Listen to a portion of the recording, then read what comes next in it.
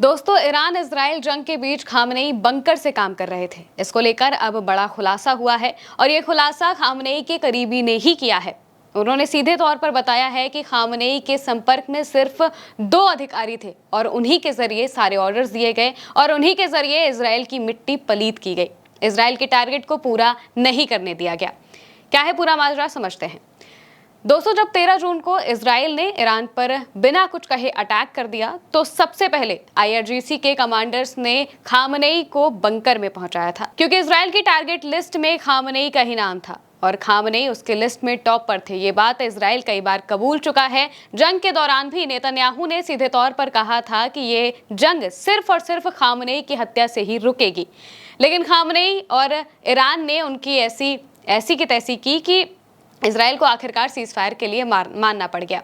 दोस्तों, जब ईरान की तरफ से कार्रवाई की जा रही थी तो इस बीच सबसे पहले खामनेई को बंकर में पहुंचाया गया था, क्योंकि सीधे तौर पर जैसा हमने आपको बताया कि इजराइल के टारगेट लिस्ट में खामनेई भी थे और इजराइल के रक्षा मंत्री इजराइल कार्ड्स ने भी जंग के बाद इसका खुलासा किया था। उन्होंने कहा था कि हमने बहुत ढूंढा लेकिन खामनेई हमें नहीं मिले, हमें मिल जाते तो हम उन्हें जरूर मार देते। ये बात इजराइल कार्ड्स की तरफ से कही गई थी। हालांकि इस बीच मोहसिन रेजाई, जो कि आईआरजीसी के पूर्व कमांडर हैं और खामनेई के काफी करीबी बताए जाते हैं, उन्होंने खुलासा किया है कि किस तरह से खामनेई ने बंकर में बैठे बैठे सिर्फ 2 अधिकारियों से बात करते हुए इजराइल और अमेरिका दोनों के छक्के छुड़ा दिए थे। दरअसल जब खामनेई को बंकर में पहुंचाया गया था तो उनके आसपास किसी भी तरीके का कम्युनिकेशन डिवाइस नहीं रखा गया था, क्योंकि इजराइल की टेक्नोलॉजी के बारे में सबको पता है। इजराइल अक्सर ऐसा ही करता है, वो डिवाइसेस हैक करता है और उसी के हिसाब से डिजिटल फुटप्रिंट के जरिए कई बार लोकेशन ट्रेस करके अपने दुश्मनों को मारने की कोशिश करता है। मोसाद के एजेंट्स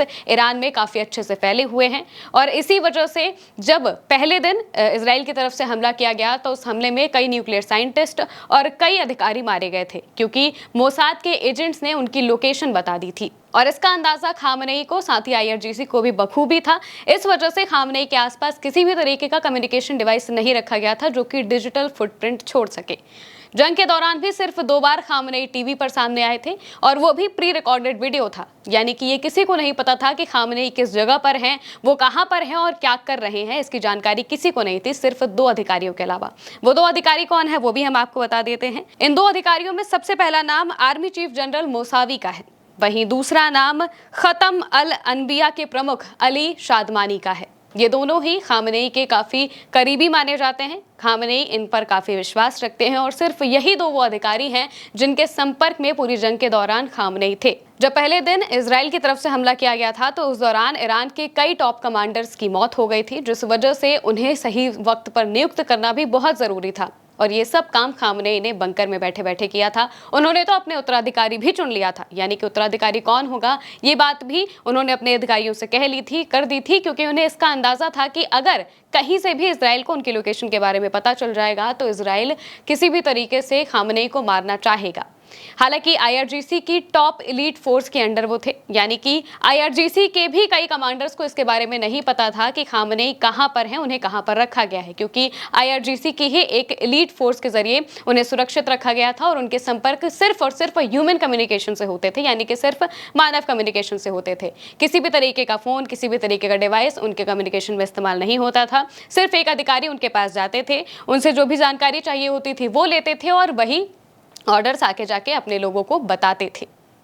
इस वजह से खामनेई का ये जो लीडरशिप का तरीका था वो इस वक्त काफ़ी चर्चा में आ गया है, क्योंकि बंकर में बैठे बैठे सारी चीज़ों को जब आप देख भी नहीं पा रहे हैं ठीक से, सिर्फ और सिर्फ एक अधिकारी के जरिए आपको सारी बातें पता चलती है। क्योंकि जब वो अधिकारी भी आते थे तो वो अपने साथ किसी भी तरीके का डिवाइस लेकर नहीं आते थे। खामनेई की फैमिली भी उन्हीं के साथ मौजूद थी और उनके पास भी कोई डिवाइस नहीं था।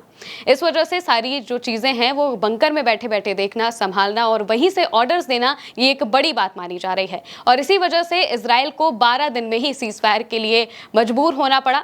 वहीं दूसरी तरफ अगर आप देखेंगे तो गाजा और इजराइल के बीच जो जंग चल रही है इसमें इजराइल अभी तक सीज फायर के लिए तैयार नहीं हुआ था। वो बार बार सीज फायर का उल्लंघन करता है क्योंकि वो अपने आप को काफी बड़ा मानता है, लेकिन ईरान ने सीज फायर के लिए इजराइल को मजबूर कर दिया और इजराइल की तरफ से ही पहली पहल की गई थी सीज फायर को लेकर। तो इस वजह से ईरान और खामनेई के जो लीडरशिप का ये तरीका है वो काफ़ी वायरल हो रहा है। इसकी चर्चा कई जगह पर हो रही है। उन्होंने बंकर में बैठे बैठे ही इजराइल की धज्जियां उड़ा दी थी। हालांकि आप इस खबर को लेकर क्या सोचते हैं, कमेंट में बताइएगा। मैं हूं महिमा और आप देखते रहिए उल्टा चश्मा यूसी।